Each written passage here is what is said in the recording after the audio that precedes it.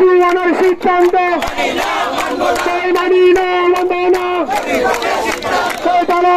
অধিকার। Saint Martin নিয়ে নিষেধাজ্ঞা আরোপ করেছে হচ্ছে মাননীয় পরিবেশ উপদেষ্টা রেজওয়ানা হাসান। ওনার এই সিদ্ধান্তে আমরা খুবই ত্যক্ত, বিরক্ত এবং হচ্ছে আমরা কষ্ট পেয়েছি। এরকম একটা গর্হিত সিদ্ধান্ত ওনার মতো একজন বিচক্ষণ মানুষ কিভাবে নেই সেটাই আমরা ভাবতে পারি না, ভাবতে শিউরিটি।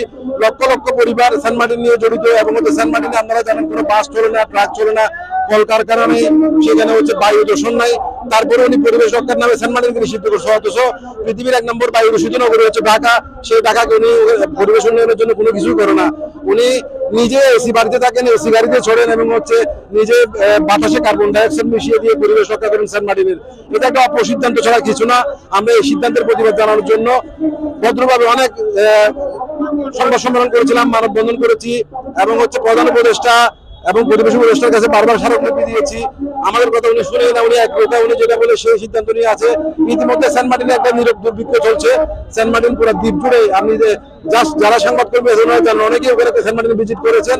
সেন্ট মার্টিনে পুকুর পর্যন্ত খাইতে নেই পরে মানুষ জন্য শুকিয়ে গেছে, এমন একটা অবস্থা। সেন্ট মার্টিনে আগে কখনো এখানে গ্রাজুয়েট লোকজন ছিল না, এখন বর্তমানে পর্যটন আসার পর থেকে এখান থেকে শিক্ষিত লোকজন বের হয়েছে, বুয়েটে পড়ে ভার্সিটিতে পড়ে ঢাকায় অবস্থান করে তাদের আর্থসামাজিক উন্নয়ন হয়েছে। এবং পর্যটন আসার কারণে আগে তারা যে শৈবাল ঝিনুক কুড়িয়ে বিক্রি করে দিত, শৈবাল পাথর ভাঙতো, এগুলো তারা করে না।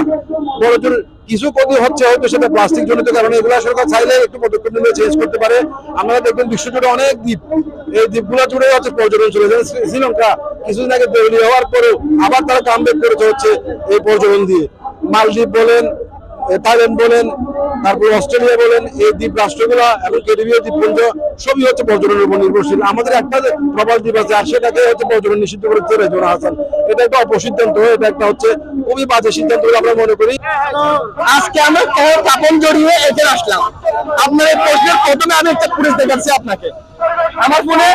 এটা আমার দ্বীপের একটা ফুটেজ। এই যে দেখেন, একটা কুকুর না কেঁদে না পেরে মারা গেছে, আর একটা কুকুর সেম কুকুর তাকে বক্ষণ করতেছে। সুতরাং আমাদের পরিবেশ উপদেষ্টা যে সিদ্ধান্ত নিয়েছে, উনি যদি ওই সিদ্ধান্তের উপর থাকে ঠিক 2-1 মাস পরে আমাদের অবস্থা হবে। আমরা তো মানুষ বক্ষণ করবো না। আমরা কি করবো? আমার শিক্ষার হার কমে যাবে, 60 থেকে 10 চলে আসবে। আমাদের আশেপাশের লোক মাদক ব্যবসায় জড়িত যাবে। যদি 80% লোক মাদক ব্যবসায় জড়িত হয়ে যায়, 7% পরে 8 থেকে 10 মাসে চলে আসে, তাদের কুত্তার মতো একজন বক্ষণ করার মতোই।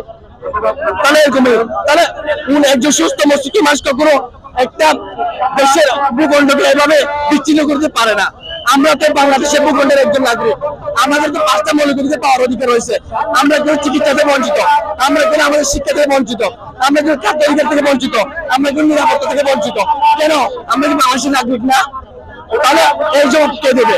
পর্যটনকে সীমিতকরণ করা হচ্ছে, সেক্ষেত্রে আমাদের ব্যবসাটা হচ্ছে পর্যটন খাতে। যেহেতু আমরা এই পর্যটন খাত নিয়ে, হোটেল রুম নিয়ে এবং আমাদের রেস্টুরেন্টগুলো চলাফেরা মানে সবকিছু আমাদের জীবিকা নির্বাহ চলে এই পর্যটনের উপরে। এই পর্যটন খাত যদি ধ্বংস করে দেয়, এই চক্রান্ত থেকে যদি আমরা বের হতে না পারি, তাহলে আমাদের লাইফটা শেষ হয়ে যাবে। আমাদের মা বোনরা আমরা আমাদের সাথে নিয়ে এসেছি, কারণ আমাদের অধিকারটা আমাদের অবশ্যই চাই।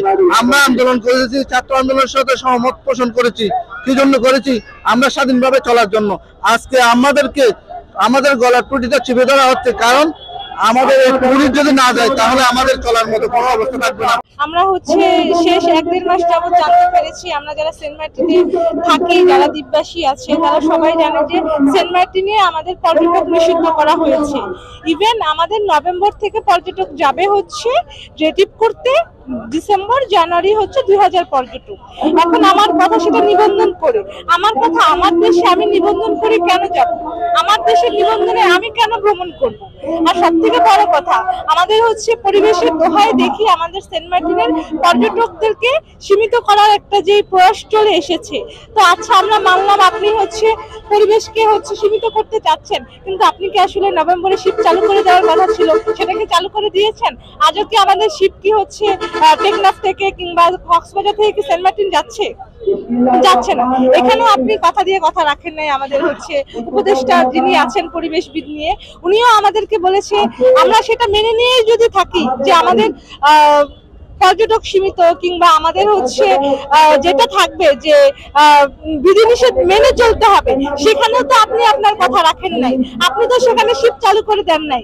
আজকে আমাদের এই কর্মসূচি কেন? আজকে আমাদের থাকার কথা ছিল হচ্ছে সেন্ট মার্টিনে হচ্ছে পর্যটকদের সেবা দেওয়ার জন্য, কিন্তু আজকে আমরা কেন রাস্তায় চলে যাচ্ছি? আমরা কেন প্রায় মাসখানেক ধরে ঢাকা, তারপরে হচ্ছে কক্সবাজার বা সেন্ট মার্টিনে আজকে আন্দোলন করতে হচ্ছে? আমাদের আসলে পর্যটকের বা হচ্ছে পরিবেশের যে দোহাইটা দেখিয়ে পর্যটক সীমিত করছেন, অ্যাকচুয়ালি পর্যটনের জন্য পরিবেশ নাকি পরিবেশের জন্য পর্যটন? আমরা তো দুইটাই দেখি। যদি পরিবেশ বাঁচে তবেই না হচ্ছে মানুষ বাঁচবে, আর মানুষ বাঁচলে পরিবেশ বাঁচবে। তো সেক্ষেত্রে আমার মনে হয় যে আমাদের উপদেষ্টা ম্যাডাম যিনি হচ্ছে এইটা করেছেন, বিধিটা দিয়েছেন, সেটা আসলে উনি কি পালন করতে পেরেছেন কিনা? আমরা মনে করি এই সিদ্ধান্ত পর্যটনের জন্য একটি আত্মঘাতী সিদ্ধান্ত। একটি সুন্দর একটি পর্যটন কেন্দ্র সেন্ট মার্টিনের কেন্দ্র করে গড়ে উঠেছে। এটার সাথে লাখ লাখ মানুষের রুটি রুজির অবশ্যই সম্পর্ক রয়েছে। এটা সেন্ট মার্টিনের পরিবেশের নাম দিয়ে যদি সেন্ট মার্টিনের এই পর্যটনকে নিষিদ্ধ করা হয়, তাহলে আমি মনে করি এটি পর্যটনের বিরুদ্ধে একটি ষড়যন্ত্র।